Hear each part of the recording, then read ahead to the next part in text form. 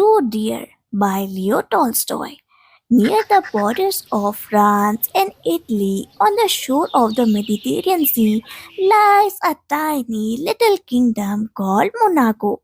Many a small country town can boast more inhabitants than this kingdom, for there are only about 7,000 of them all told, and if all the land in the kingdom were divided, there would not be an acre for each inhabitant. But in this toy kingdom, there is a real kinglet, and he has a palace, and courtiers, and ministers, and a bishop, and journals, and an army. It is not a large army, only 60 men in all, but still it is an army. There are also taxes in this kingdom as elsewhere, a tax on tobacco and on the wine and spirits and a poll tax. But though people there drink and smoke as people do in other countries, there are so few of them that the prince would have been hard put to it to feed his courtiers and official and to keep himself if he had not found a new and special source of revenue. This special revenue comes from a gaming house where people play roulette. People play, and whether they win or lose, the keeper always gets a percentage on the turnover, and out of his profits, he pays a large sum to the prince. The reason he pays so much is that it is the only such gambling establishment left in the Europe. Some of the little German souvenirs used to keep gaming houses of the same kind, but some years ago they were forbidden to do so. The reason they were stopped was because these gaming houses did so much harm. A man would come and try his luck, then he would risk all he had and lose it, and then he would even risk money that did not belong to him and lose that too, and then in despair he would drown or shoot himself. So the Germans forbade their rulers to make money in this way, but there was no one to stop the Prince of Monaco, and he remained with a monopoly of the business. So now everyone who wants to gamble goes to Monaco. Whether they win or they lose, the prince gains by it. You can't earn a stone palaces by honest labor, as the proverb says, and the kinglet of Monaco knows it is a dirty business. But what is to do? He has to live, and to draw a revenue from drink and from the tobacco is also not a nice thing. So he lives and reigns and rakes in the money and holds his court with all the ceremony of a real king. He has his coronations, his levies, he rewards, sentences, and pardons, and he also has his reviews, councils, laws, and courts of justice, just like other kings, only on a smaller scale. Now, it happened a few years ago that a murder was committed in this toy prince domain. The people of that kingdom are peaceable, and such a thing had not happened before. The judges assembled with much ceremony and tried the case in the most judicial manner. They argued and judged, and at last they condemned the criminal to have his hand cut off as the law directs. So far, so good. Next, they submitted the sentence to the prince. The priest read the sentence and confirmed it. If the fellow must be executed, execute him. There were only one hitch in the matter, and that was that they had neither a guillotine for cutting heads off nor an executioner. The minister considered the matter and decided to address an inquiry to the French government, asking whether the French could not lend them a machine and an expert to cut off the criminal's head, and if so, would the French kindly inform them what it would cost. The letter was sent. A week later, the reply came: a machine and an expert could be supplied, and the cost would be 16,000 francs.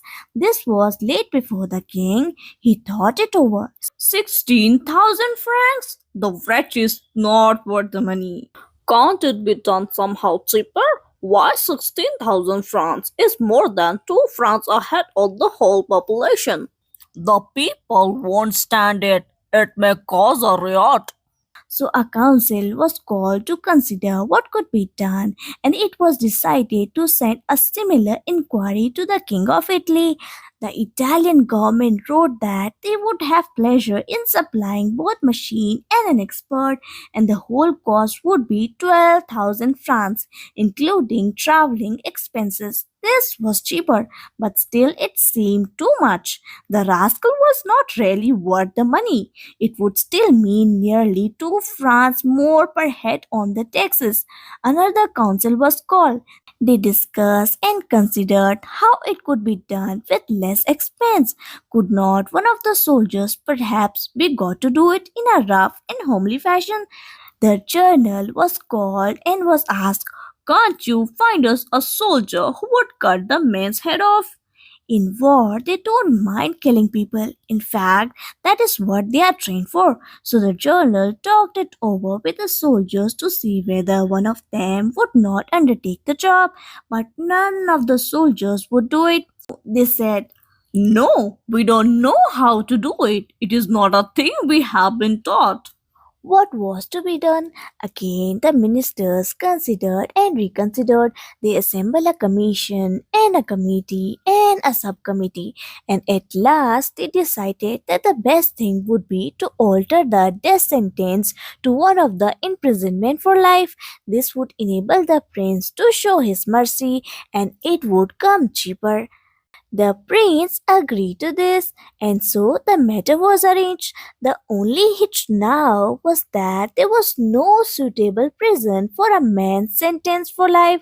There was a small lockup where people were sometimes kept temporarily, but there was no strong prison fit for permanent use.